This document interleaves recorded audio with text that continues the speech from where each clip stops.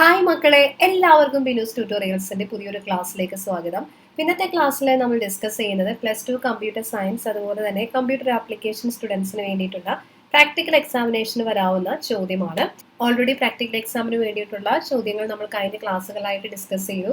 ആ വീഡിയോസ് കാണാത്ത കുട്ടികളുണ്ടെങ്കിൽ അത് കാണുക. ഇന്നത്തെ ക്ലാസ്സിൽ നമ്മൾ പഠിക്കാൻ പോകുന്നത് input 3 coefficients of A quadratic equation and find the Roots. ഈ ഒരു പ്രോഗ്രാമാണ് ഇന്നത്തെ ക്ലാസ്സിൽ നമ്മൾ ഡിസ്കസ് ചെയ്യുന്നത്. അതായത് ഒരു ക്വാഡ്രാറ്റിക് ഇക്വേഷന്റെ കോഎഫിഷ്യൻസ് 3 കോഎഫിഷ്യൻസ് നിങ്ങൾ ഇൻപുട്ട് ചെയ്യുക, അതിനുശേഷം അതിന്റെ റൂട്ട് കണ്ടുപിടിക്കുക. അപ്പോൾ എന്താണ് ക്വാഡ്രാറ്റിക് ഇക്വേഷൻ എന്ന് നമുക്കറിയാലോ.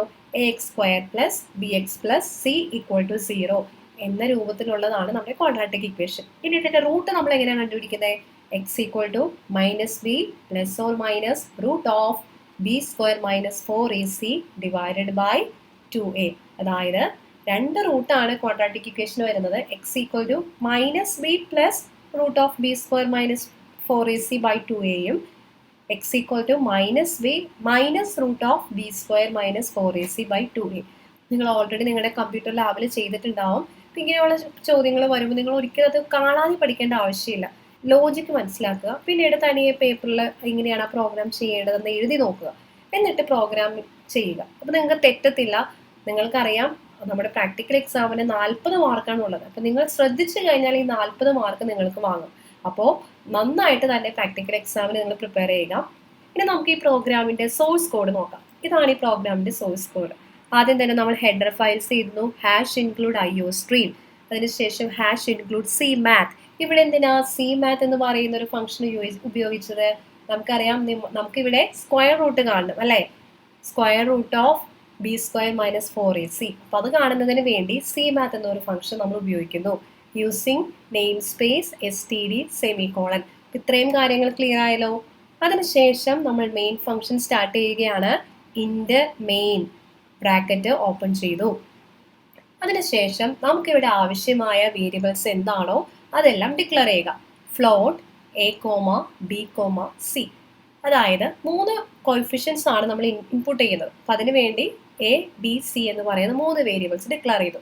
നമുക്കറിയാം ഇതിന് 2 റൂട്ട് വരാൻ സാധ്യതയുണ്ട് അല്ലേ. 2 റൂട്ട്സ് പോസിബിൾ ആണ്. അപ്പം അതുകൊണ്ട് √1, √2 ഈ 2 റൂട്ടും കാൽക്കുലേറ്റ് ചെയ്ത് സ്റ്റോർ ചെയ്യുന്നതിന് വേണ്ടി 2 വേരിയബിൾസും നമ്മൾ യൂസ് ചെയ്തു. ഇവിടെ നിങ്ങൾ ശ്രദ്ധിച്ചിട്ടുണ്ടാവും, ഫ്ലോട്ട് എന്ന് പറയുന്ന ഒരു ഡാറ്റ ടൈപ്പ് ആണ് ഞാനിവിടെ ഉപയോഗിച്ചത്.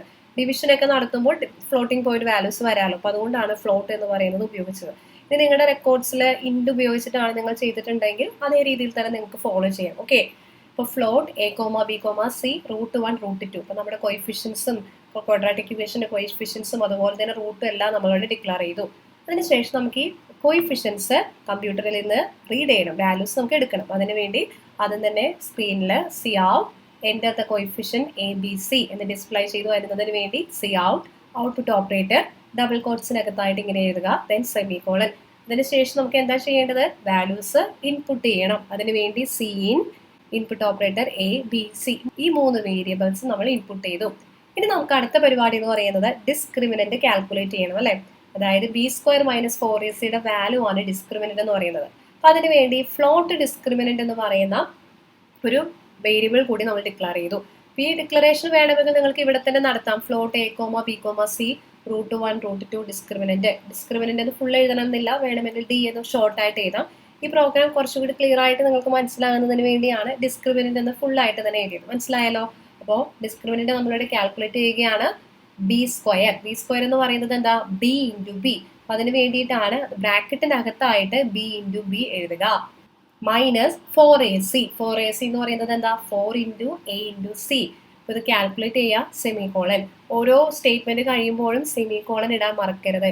ഇനി അടുത്ത സ്റ്റെപ്പിലാണ് നമ്മൾ നമ്മുടെ റൂട്ട്സ് കാൽക്കുലേറ്റ് ചെയ്യുന്നത്. അപ്പോൾ ഇതിൽ 3 റൂട്ട്സ് വരുന്നുണ്ട്. 3 പോസിബിൾ കേസസ് ആണ് വരുന്നത്. നമുക്കറിയാം, ഡിസ്ക്രിമിനന്റ് >0 വരുന്ന ഒരു കേസ് ഉണ്ട്, ഡിസ്ക്രിമിനന്റ് =0 വരുന്നതുണ്ട്, അതുപോലെ തന്നെ ഡിസ്ക്രിമിനന്റ് <0 വരുന്നുണ്ട്. അപ്പോൾ ആദ്യം തന്നെ ആദ്യത്തെ കേസാണ് നമ്മളിവിടെ നോക്കുന്നത്. if discriminant >0. നമുക്കറിയാം ഡിസ്ക്രിമിനന്റ് വാല്യൂ >0 ആണെങ്കിൽ അവിടെ 2 റൂട്ട് പോസിബിൾ ആണ്. ഏതൊക്കെയാണ്? √1, √2. √1 = -b. √1 എന്താണ്? നമ്മൾ ഓൾറെഡി ഫസ്റ്റ് തന്നെ ഡിക്ലെയർ ചെയ്തിട്ടുണ്ട്. √1 = -b + sqrt. അപ്പോൾ മാത്ത് ഫംഗ്ഷൻ യൂസ് ചെയ്തത് എന്തിനാണെന്ന് മനസ്സിലായല്ലോ. ഇവിടെ sqrt എന്ന് എഴുതുന്നതിന് വേണ്ടിയിട്ടാണ്. ഇത് നിങ്ങൾ ഉപയോഗിച്ചില്ല എങ്കിൽ ഈ ഹെഡർ ഫയൽസിൽ ഇത് എഴുതിയില്ല എങ്കിൽ ഈ SQRT എന്ന ഫംഗ്ഷൻ ഇവിടെ വർക്ക് ചെയ്യില്ല. ക്ലിയർ ആയല്ലോ? SQRT of discriminant divided by 2a 2 into a. അപ്പോൾ ഈ 2a എന്നുള്ളതെല്ലാം നിങ്ങൾ ബ്രാക്കറ്റിനകത്തായിട്ട് തന്നെ കൊടുക്കാൻ പ്രത്യേകം ശ്രദ്ധിക്കണം. അടുത്തത് √2 ഈക്വൽ ടു ബ്രാക്കറ്റിനകത്തായിട്ട് -b minus SQRT of discriminant divided by 2 into a semicolon. അപ്പൊ രണ്ട് റൂട്ടും നമുക്ക് ലഭിച്ചു കഴിഞ്ഞു. ഇനി എന്താ ചെയ്യേണ്ടത്? ഈ റൂട്ട് നമുക്ക് ഡിസ്പ്ലേ ചെയ്യണം. Cout output operator the roots are real and distinct then loop end ചെയ്യുക.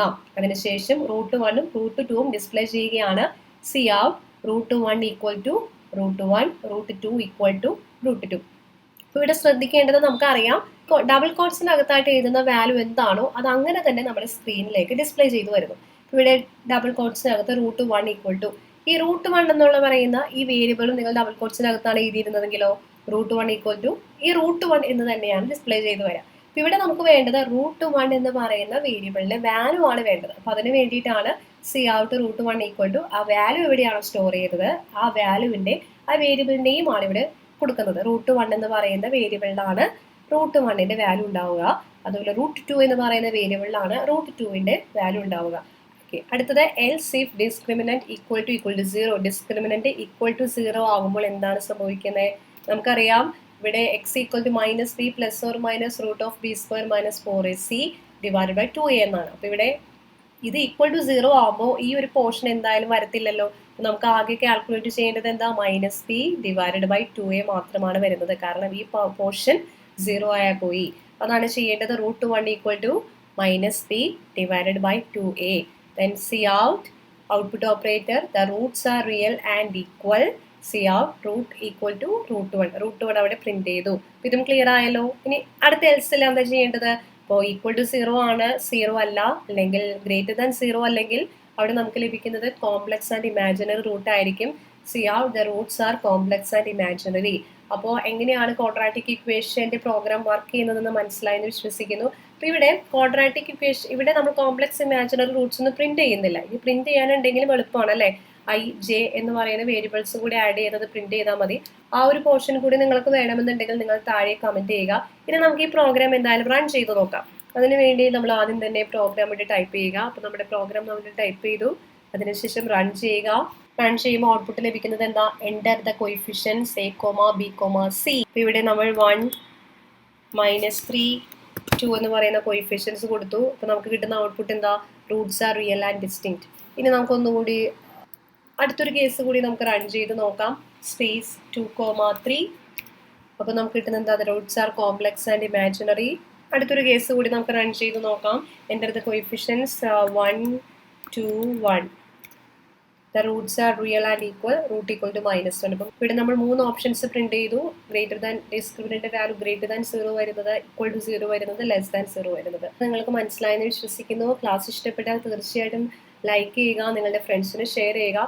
അതോടൊപ്പം തന്നെ നമ്മുടെ ഒരു വാട്സ്ആപ്പ് കമ്മ്യൂണിറ്റി ചാനലുണ്ട്. അപ്പോൾ ചാനലിൽ നിങ്ങൾ ചെയ്ത് കഴിഞ്ഞാൽ നിങ്ങൾ ഡയറക്റ്റ് ആയിട്ട് നിങ്ങൾക്ക് നിങ്ങളുടെ സംശയങ്ങൾ അവിടെ ചോദിക്കാവുന്നതാണ്. അല്ലെങ്കിൽ ഏതെങ്കിലും പോർഷൻസോ എന്തെങ്കിലും നിങ്ങൾക്ക് ക്ലാസ്സിൽ വേണമെങ്കിൽ അത് നിങ്ങൾക്ക് അവിടെ ചോദിക്കാവുന്നതാണ്.